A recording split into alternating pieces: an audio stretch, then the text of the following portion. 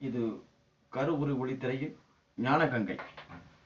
இதில் வரும் சம்பவங்கள் எப்படிப்பட்டதுன்னா, பாரதத்தை கவர்ந்தும் நம் நாட்டிலும் வெளிநாட்டிலும் நடக்கக்கூடிய சம்பவங்களும் வேல்டு அளவில் நடக்கக்கூடிய சம்பவங்களை முன்னோக்கியும், போர் எப்படி நடைபெறுகிறது, எதனால் நடைபெறுகிறது என்ற சம்பவத்தை மையமாக கொண்டும், அங்கே நடக்கக்கூடிய சம்பவங்கள் முக்கியமாக என்ன அப்படின்னா, அதோட கருத்து என்ன அப்படின்னா, அதிலிருந்து வரக்கூடிய கருத்துக்கள் எப்படிப்பட்டது. ஒருத்தர் வார்த்தையை வெளியிடுறாங்க அப்படின்னாக்க, அந்த வார்த்தையிலிருந்து அதில் என்ன கவனிக்கப்பட வேண்டிய விஷயங்கள், அப்போ என்ன மூவ்மெண்ட் நடக்கிறது, இதை பற்றியே தான் நம்ம உன்னித்து கவனித்து பார்க்க போகிறோம். முதல்ல சுருக்கமாகவே வந்துடுவோம். எல்லாத்துலேயுமே நடக்கக்கூடிய சம்பவங்களை வைத்து அந்த நடக்கவிருக்கும் சம்பவங்களிலிருந்து என்ன ஒரு முரண்பாடான விஷயங்கள் நடக்கிறது, என்ன நடக்கும், அடுத்த இது மூமெண்ட் எப்படி இருக்கும் அப்படின்னு பார்த்து இப்போ நடந்த ஒரு விஷயங்களை வைத்து பார்ப்போம். ரஷ்ய அதிபர் விளாடிமிர் புட்டினும் அமெரிக்க அதிபர் டொனால்ட் ட்ரம்பும் எதிர்கொண்ட நோக்கம் எதற்காக அப்படின்னு தான் பார்க்க போகிறோம். அந்த எதிர்கொண்ட நோக்கத்தை பற்றியும் முக்கியமாக பேச போகிறோம். அவங்க என்ன பேசியிருப்பாங்கங்கிறதையும் இந்த காணொலியின் மூலம் உங்களுக்காக, அதை எப்படி செஞ்சிருப்பாங்க, என்ன ஒரு மூமெண்ட்டில் இருப்பாங்க அப்படிங்கிறதையும் கவர்ந்து இதை உங்களுக்கு இந்த கருவுரு ஒளித்திரை உங்களுக்கு வழங்குகிறது. விளாடிமிர் புட்டின் வரும்பொழுது கவனிக்க வேண்டிய விஷயங்கள், வரும்பொழுது ஒரு அசாதாரணமாக வந்தார். அசாதாரணமாக தன் நடைகளை கவர்ந்து வந்தார். அப்பொழுது நம்ம வில்லன் சொல்லுவோம். வில்லன்கிறது நாடறிந்த உண்மையாகிவிட்டது.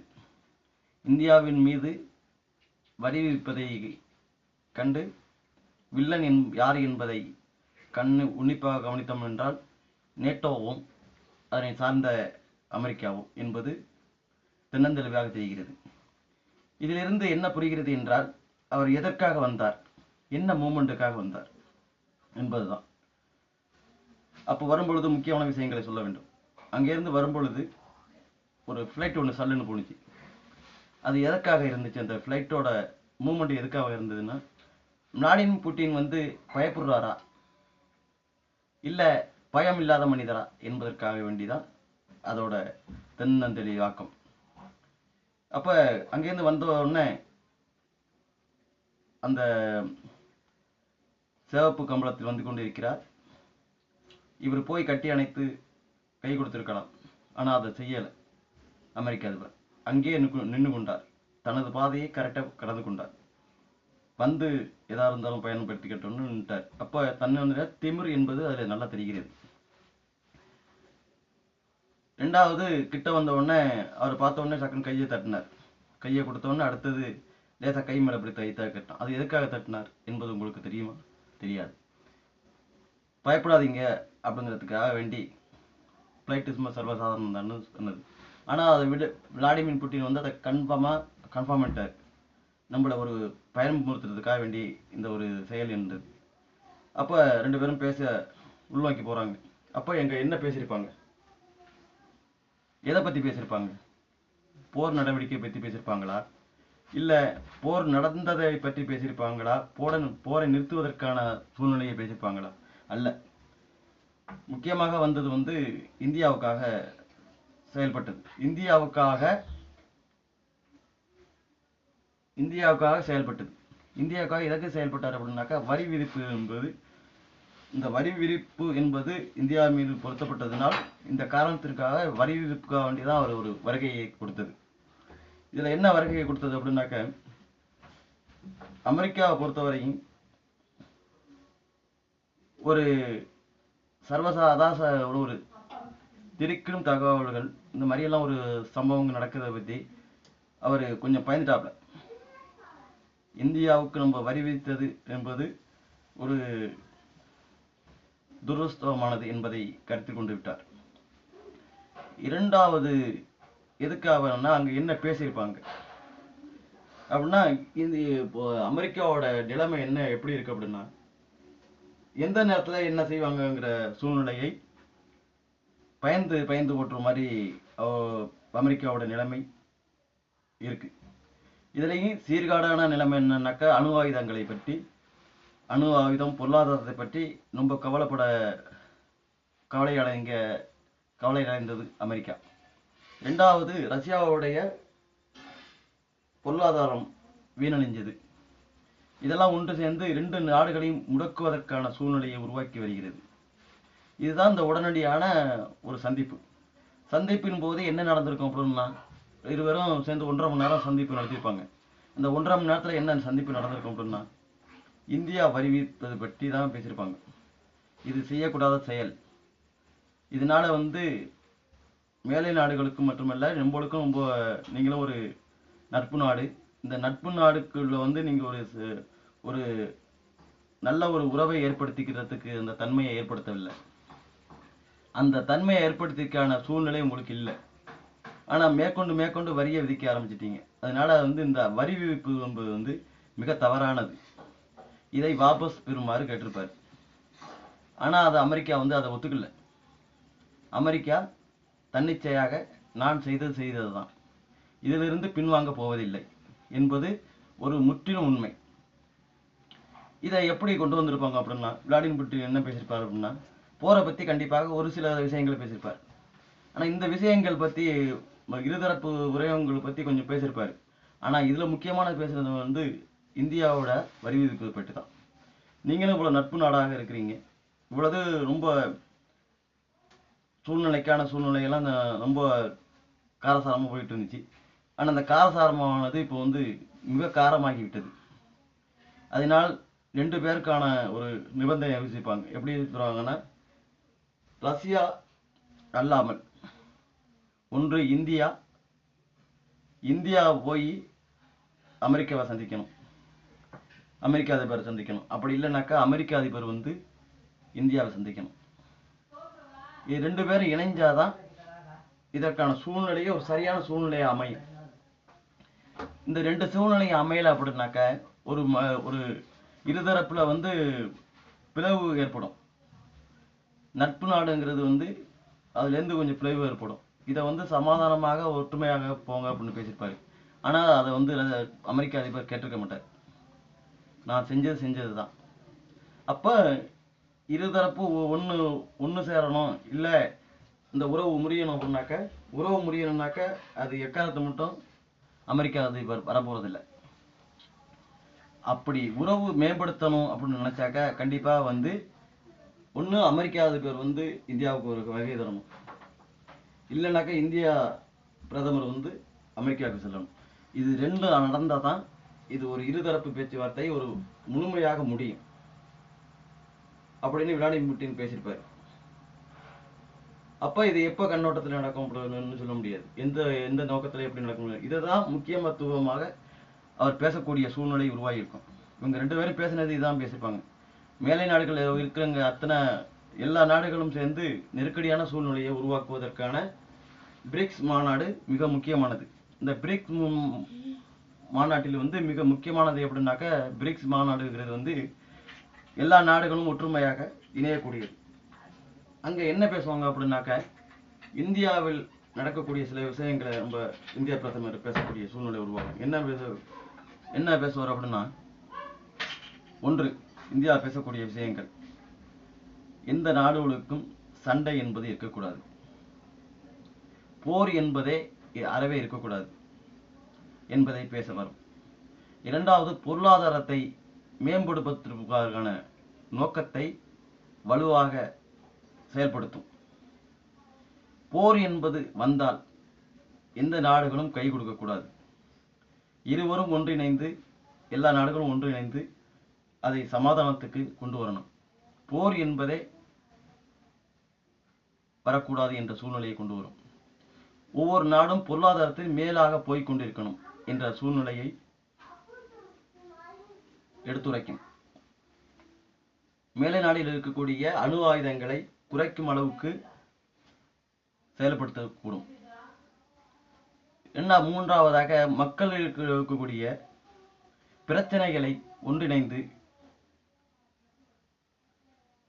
என்னென்ன வியாதி வரப்போகுது, என்னென்ன பல பிரச்சனைகளை எல்லாம் சால்வ் அமைப்பதற்கான சூழ்நிலையை உருவாக்கும். இந்தியா இதை தான் முன்கூட்டியே வைக்கும்.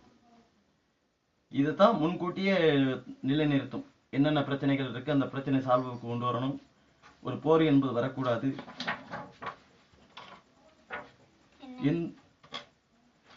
எந்த சூழ்நிலையும் வரக்கூடாது என்பதை வலியுறுத்தும். அப்ப இந்த என்ன அங்க நடக்கும் அப்படின்னாக்க, இதுதான் ஒரு இந்தியா என்பது ஒரு தென்னந்தெளிவாக கூறி வரும். எங்க பிரிக்ஸ் மாநாட்டில் இதுதான் நடக்கும். அப்ப என்ன நடக்கும் அப்படின்னாக்க, இதுதான் அவங்க பேசியிருப்பாங்க. விளாடிமிர் புட்டின் வந்து இதெல்லாம் ரஷ்யா இதை வந்து அதிபர் கூறியிருப்பார். இதைத்தான் உரைக்கும். இதுதான் ரஷ்யாவும் தீர்மானிக்கும். இந்தியா என்ன மேற்கொள்கிறதோ அதையே ரஷ்யாவும் தீர்மானிக்கும். அப்படிங்கிற அளவுக்கு பிரிக்ஸ் மாநாடு மிக முக்கியமானது. இந்த மாதிரி ஒரு சூழ்நிலையை ஏற்படுத்தி கொண்டு வருவதற்கான சூழ்நிலையை நீங்க தான் இப்ப இதான் பண்ணிக்கிட்டு இருக்கீங்க அப்படிங்கிற அளவுக்கு ரஷ்யா பேசியிருக்கும். இதிலிருந்து நான் பின்னம் வாங்க போவதில்லை என்பதை அமெரிக்கா முன்வைத்திருக்கும். சரி, உக்ரைன் போர்னால என்ன நடக்கும் அப்படின்னாக்க, உக்ரைன் போரை பத்தி பேசியிருந்தா ரஷ்யாக்காரர் என்ன பேசியிருப்பாரு அப்படின்னா, உக்ரைன் போர்ல வந்து இந்தியா எங்களுக்கு உதவி செய்தது, அதற்கு வதிவித்தீர்கள். நீங்கள் கொடுக்கும் ஆயுதங்கள் உக்ரைனுக்கு, அதை நிறுத்திக் கொள்ளுங்கள். அதை நிறுத்திக் கொண்டால் கண்டிப்பாக இந்த போருக்கான முடிவு என்ன என்பது தென்னந்தெளிவாகிவிடும். அதை நிறுத்தாவிட்டால் நான் போரை நிறுத்தப் போவதில்லை என்பது உச்சிதமாகும். அப்போ உச்சிதமாகும் போது அவங்க இதுதான் பேசி அங்க முடிச்சிருப்பாங்க. அதுக்கு அமெரிக்கா அதிபர் ஒத்து வந்திருக்க மாட்டார். அவரோட நாட்டோடைய நிலைமை மிக சீர்கேடான நிலைமை என்னக்கா, அணு ஆயுதங்களும் சரிதான், பொருளாதாரத்தையும் பின்வாங்கி போய் கொண்டிருக்கிறது என்பது அந்த அமெரிக்க அதிபருக்கே தெரிந்த விஷயம். மேலை நாடுகளும் அதே மாதிரி அமெரிக்காவில் இருக்கக்கூடிய மக்களும் நெருக்கடியான சூழ்நிலையை உருவாக்குவார்கள். இதுக்குத்தான் இந்த சந்திப்பு நடந்து, இந்த சந்திப்புக்கு பிறகு அவர்கள் ஏன் பேசவில்லை அப்படின்னாக்கா, இதை பத்தி தான் பேசியிருப்பாங்க. இந்த வரி விதிப்புக்கான மேற்கொண்ட நடவடிக்கைகளை எடுத்து உடனடியாக இதுக்கான சரியான ஒரு பாதையை நிலைநிறுத்துங்கள். இல்லை என்றால் இருவருக்கும் இடையில், இந்தியாவுக்கும் அமெரிக்காவுக்கும் இடையில் பெரிய பிளவுகள் ஏற்படும். இதனால் பெரிய பதற்றங்கள் நீடிக்கும் என்பதை விளாடிமிர் புட்டின் கண்டிப்பாக அதை வலியுறுத்தியிருப்பார். இதை சரியாக செய்துவிட்டால் சரியான ஒரு முரண்பாட்டுக்கு நம்ம வரக்கூடிய நிலைமையாகும். அப்ப என்ன நடக்கும், இந்த இடத்துல என்ன நடக்கும் அப்படிங்கிறத வந்து தென்னந்தெளிவாக ரஷ்ய அதிபர் இதைதான் முக்கியத்துவமாக பேசியிருப்பார். அப்ப இதான் அங்க நடந்திருக்கு, இந்த உண்மைதான் அங்க நடந்திருக்கு. அவங்களும் இவ்வாறு இதை பத்தி இது வரி விதிப்பை பத்தி பேசியிருக்காரு, அதுக்கு அவர் ஒத்துவரல. அப்ப இரு நாடுகளும் ஒன்று சேர்ந்து, ஒன்று இந்தியா அங்க போகணும், இல்லைனாக்கா அமெரிக்கா இந்தியா வரணும். இது வந்து நடந்தாதான் இந்த வரி விதிப்பு என்பது ஒரு அசாதாரண சூழ்நிலையை விட, பதற்றத்தை விட மிக மெல்ல மெல்ல அந்த பதற்றம் நீங்கி கொண்டு அந்த உறவு என்பது நீடிப்பதற்கான சூழ்நிலையை உருவாக்கும். அப்படி இல்லைன்னாக்க இது ஒண்ணுமே செய்ய முடியாது. இது முடிஞ்சத இப்ப இந்த வரி விதிப்பு முடிஞ்சாதான் நம்ம போரை பத்தி பேசலாம் என்பதை வந்து விளாடிமிர் புட்டின் கண்டிப்பாக இதை எடுத்து வச்சிருப்பார். அப்போ உங்களோட ஆயுதங்களை கொடுப்பதை நிறுத்திக் கொள்ளுங்கள், மற்றதை கொஞ்சம் கொஞ்சமாக நான் நிறுத்திக் கொள்கிறேன் அப்படின்னு கொஞ்சம். இப்போ நடக்கிற போர் அதிகமானதாக்கா, ஒரு காவல்வாசி ஒரு நாளைக்கு போர் நடந்தது அப்படின்னாக்க, அதுல வந்து ஒரு 25 நிமிஷம் 24 மணி நேரத்துல 12 மணி நேரம் இதுக்காக தனியா 12 மணி நேரத்தை வச்சிடுறேன் அப்படின்னு பேசியிருப்பேன். அப்போ 12 மணி நேரத்துல 12 மணி நேரம் அடிப்பேன், 12 மணி நேரம் வச்சிருப்பேன் அப்படிதான் பேசியிருப்பேன். இதுதான் அங்க பேச்சு நடந்த அந்த பேச்சுவார்த்தை தென்னந்தெளிவாக வரவில்லை என்பதுதான் 100க்கு 100 உண்மையும் கூட. அப்ப இந்த சூழ்நிலையை உருவாக்குவதற்கான ஒரு சாத்தியக்கூறு எந்த ஒரு இதுவும் இல்லை. அப்ப பிரிக்ஸ் மாநாடு வந்தாக்க இதை பத்தி பேசுறதுக்கான சூழ்நிலையை இந்தியா உருவாக்கும். அப்ப உருவாக்கும் போது அப்ப அங்க கேட்கிற கேள்விகளுக்கு அமெரிக்கா பதில் சொல்லி ஆகணும்.